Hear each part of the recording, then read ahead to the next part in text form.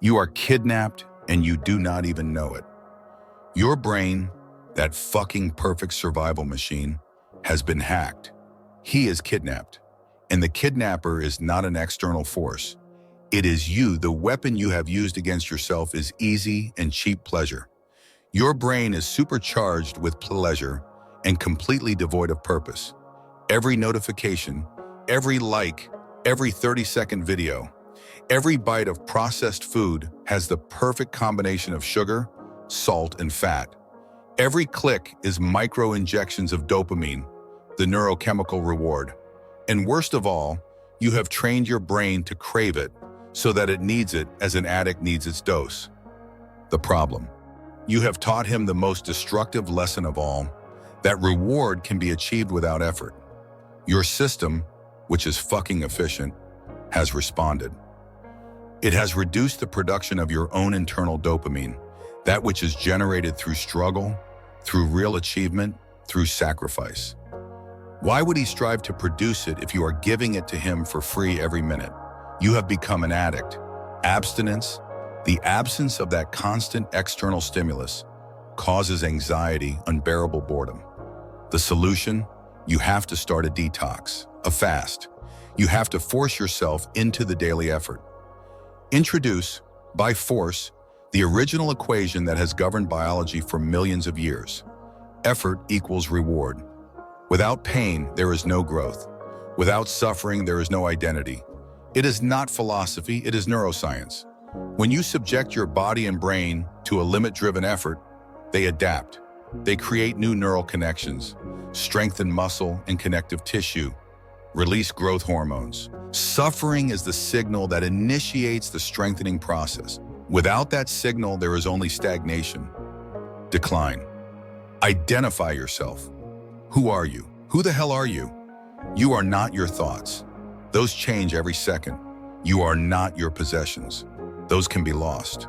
Your true identity, your character, is forged in the moments when you chose to move forward, when everything inside you was screaming at you to give up. It is built with the scars of your battles. Without suffering, you have no history. You are a blank sheet, an echo. Personal evidence from David Goggins. I had to learn this in the most brutal way. When I decided to change my life, I had to face my addiction to comfort, to junk food, to laziness. The detoxification process was hell. My brain was screaming for its sugar dose. My body was rebelling against exertion. For weeks, there was no external pleasure. Just raw, constant, monotonous suffering. Discipline in its purest form. But then something started to change after a brutal race, one in which I almost gave up 100 times. When I got home and fell to the ground, I felt something. There was no happiness. There was no exhilaration. There was something deeper. A calm, a silent contentment. My brain, deprived of its external drug, had produced the real drug, the one that is one, and that taste, that feeling was 1,000 times more powerful than any chocolate milkshake I had ever tasted. I became addicted to that, to the reward of effort, the practical process. How to start your dopamine fast. You have to start a cheap dopamine fast. Decree periods of the day, 1 hour, 2 hours, whatever you can at first. No screens, no music, no distractions, just you and the work in front of you. The boring task, the difficult book, the silence. At first, your mind will feel like an addict in full abstinence. You will feel an almost physical craving for the phone. You have to put up with it, surf it, and in that vacuum, introduce deliberate effort. Lift something heavy, go for a run, do push-ups until the failure is done. Force yourself to suffer. You are recalibrating your dopamine system. You are teaching him to revalue the reward he gets for pain and perseverance. It is not an easy path. It is a war against your own kidnapped biology. But it is the only war worth waging, because on the other side of that detoxification, you will not only find more energy and focus, you will find your purpose.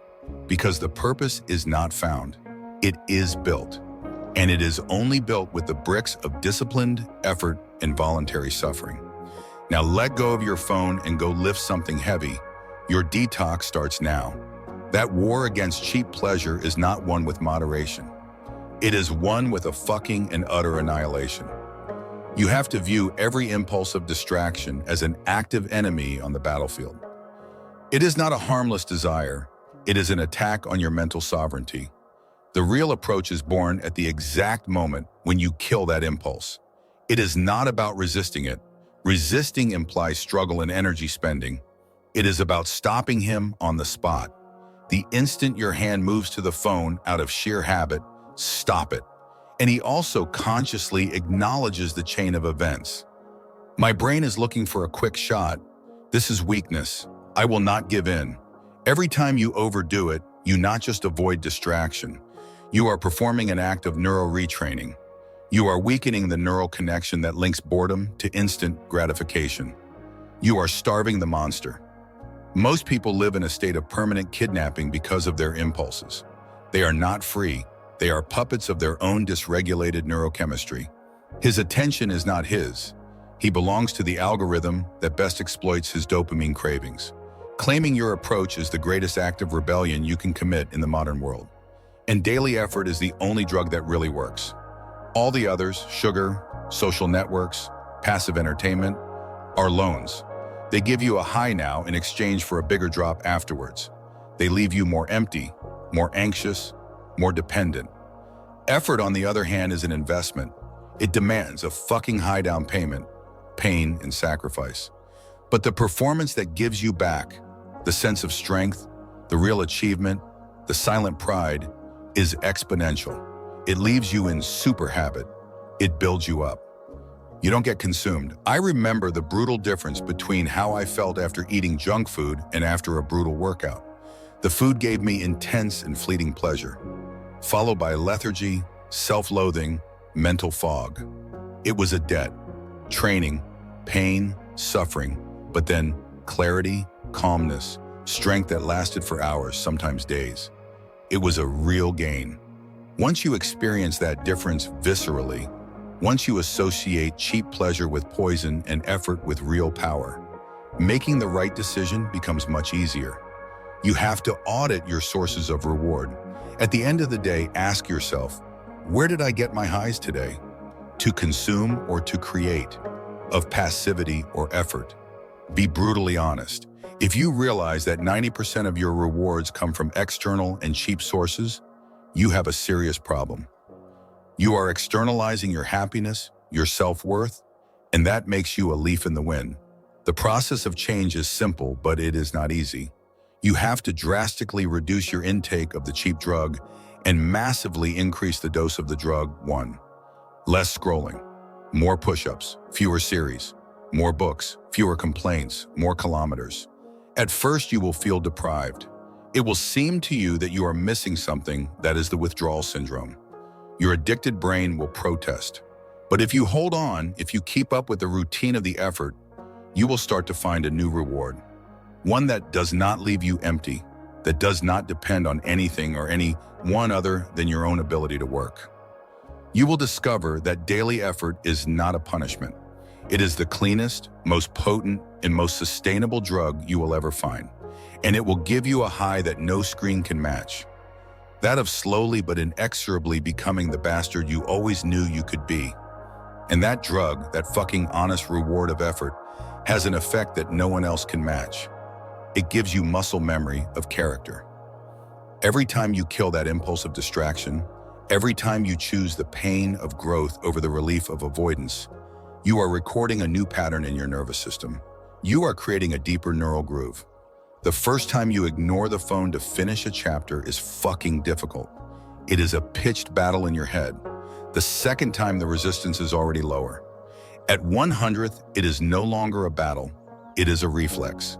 You have trained the discipline at the subconscious level, and it has become your default configuration. It has automated the strength. Most people do the opposite. It automates weakness.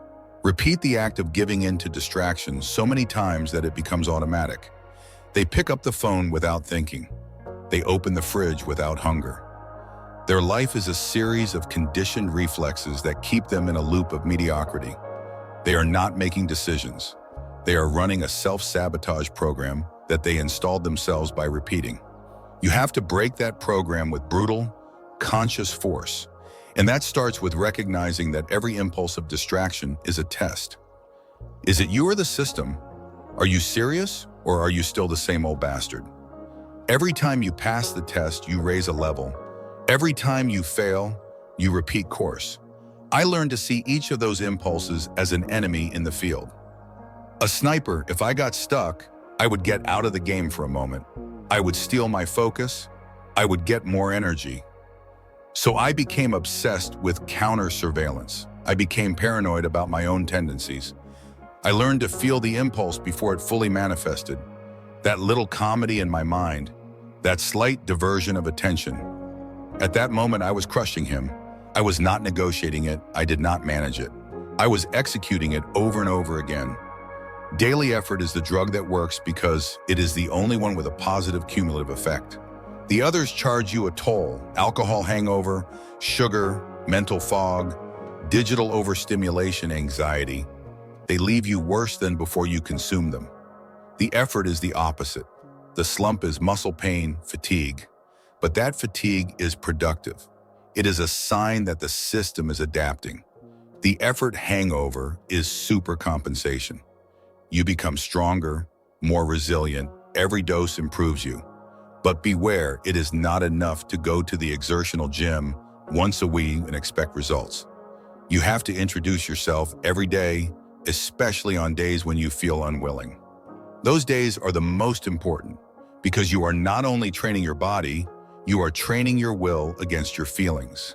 You are showing who is in charge.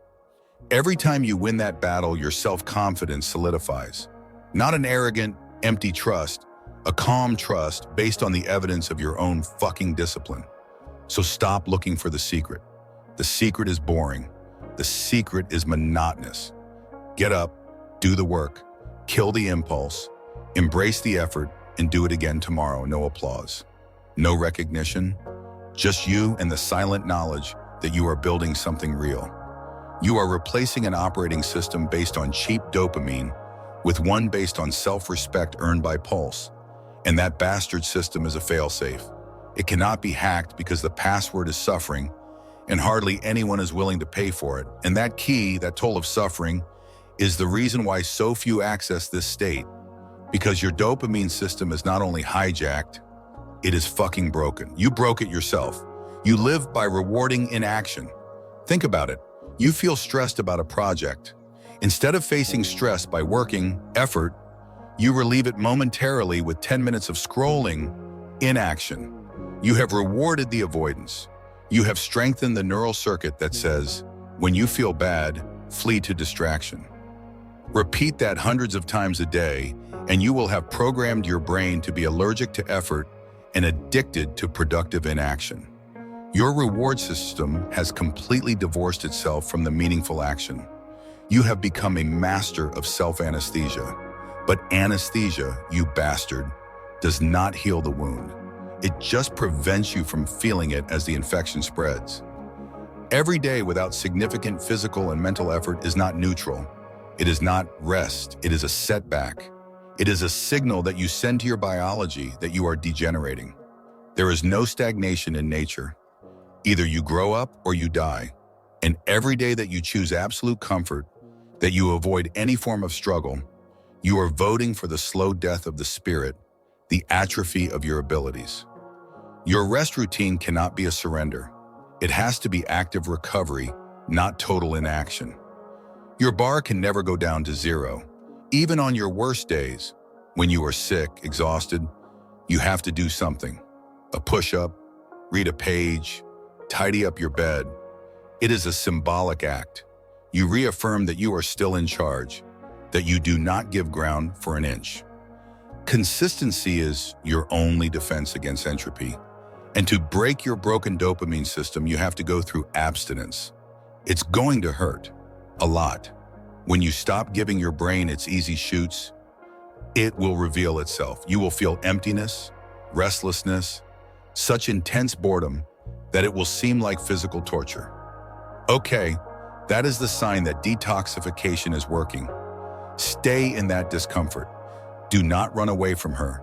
It is in that space, in that absence of easy reward, that your brain will start to rewire itself. He will start to reevaluate the small, earned rewards, the satisfaction of a completed task, the calmness after a workout. You have to treat yourself like an addict in rehab and be your own ruthless counselor. Remove temptations from your environment. Be brutal. When you feel the monkey, that unbearable craving for distraction, do not give in. Get up and do something difficult. Use that discomfort as fuel. Over time, you will replace the association discomfort equals distraction with discomfort equals action. And that bastard is the game changer that separates you from 99% of the people. If it does not hurt you, I repeat, you are not changing anything. You can read all the books, listen to all the podcasts, attend all the seminars, but if you do not introduce deliberate pain into your daily life, you are only engaging in intellectual entertainment. You are just rearranging the furniture in the same room. Real change, the one that rewrites your identity, requires pain. Your body and mind are adaptive machines designed for efficiency. They will not change if they do not have an increasingly powerful reason, and the only reason they understand is necessity. Pain creates necessity. Extreme cold pain tells your body, I need to be more efficient at generating heat. The pain of heavy lifting. I need to become stronger so that this does not hurt so much next time. The pain of forced concentration. I need stronger neural connections to make this task easier. Pain is the catalyst. Without it, there is only stagnation. Daily suffering is not punishment. It is not meaningless masochism. It is the price you pay for self-respect. There are no discounts. There are no sales. It is a fixed price. Either you pay for it or you live without the product. And the product is the ability to look in the mirror and not feel ashamed. It is the silent knowledge that you are a tough son of a bitch who does not run away from difficulty. That feeling can't be bought. It can't be faked. It can only be earned. And you earn by paying the daily suffering toll.